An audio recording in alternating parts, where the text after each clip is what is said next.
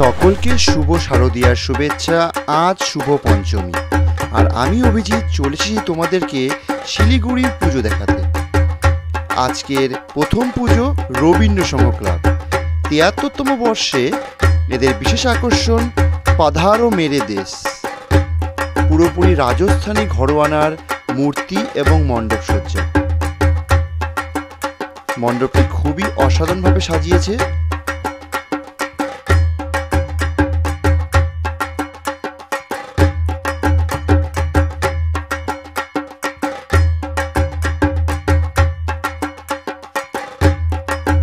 আমাদের পরবর্তী গন্তব্য রথখোলা স্পোর্টিং ক্লাব।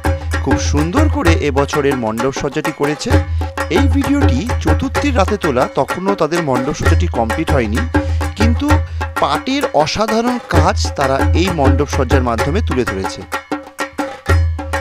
আর প্রত্যেক বছরের ন্যায় এখানকার ঠাকুর খুবই সুন্দর হয়। মায়ের প্রতিমাটি দেখতে খুবই সুন্দর লাগছে, তোমরাও দেখে নাও।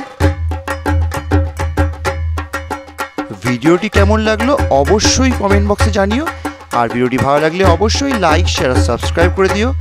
আর আমার এই ইউটিউব চ্যানেলের মাধ্যমে শিলিগুড়ির সমস্ত পুজো মণ্ডপকে তোমাদের সামনে তুলে ধরবো। আর তোমাদের যদি কোনো স্পেশাল পুজো মণ্ডপ ভালো লাগে অবশ্যই কমেন্ট করো, সেই পুজো মণ্ডপটিতেও আমরা চলে যাব। আমাদের পরের পুজো মণ্ডপ দাদাভাই স্পোর্টিং ক্লাব। মণ্ডপটিতে দেখতে মনে হচ্ছে কোনো নতুন বিল্ডিং বানানো হচ্ছে। এক নতুন অভিনব মণ্ডপ সজ্জা নিয়ে চলে এসেছে দাদাভাই স্পোর্টিং ক্লাব। খুব সুন্দর করে এই পুরো প্যান্ডেলটিকে সাজিয়ে তোলা হয়েছে এবং সঙ্গে রয়েছে পাথরের ব্যবহার। থিমের কোথাও উল্লেখ আমি খুঁজে পেলাম না, তবুও দেখে আমার মনে হচ্ছে বর্তমান এই জীবনের কংক্রিটের মধ্যেও যে সবুজায়ন খুবই দরকার, সেটি এখানে তুলে ধরার চেষ্টা করা হয়েছে। ভেতরে প্রবেশ করলে এর সৌন্দর্য দ্বিগুণ বেড়ে যাচ্ছে। আর মায়ের প্রতিমায় রয়েছে এক অদ্ভুত সৌন্দর্য এবং মণ্ডপ সজ্জাটিকে খুব সুন্দর করে ফুটিয়ে তোলা হয়েছে।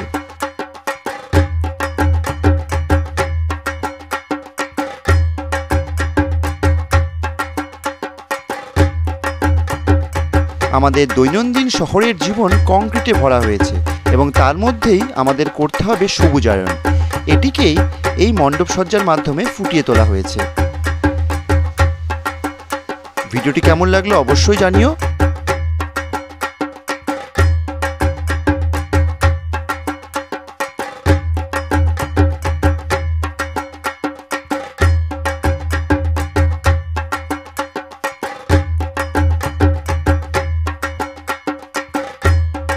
আর দেখা হচ্ছে পরের পর্বে। সঙ্গে থেকো, পাশে থেকো।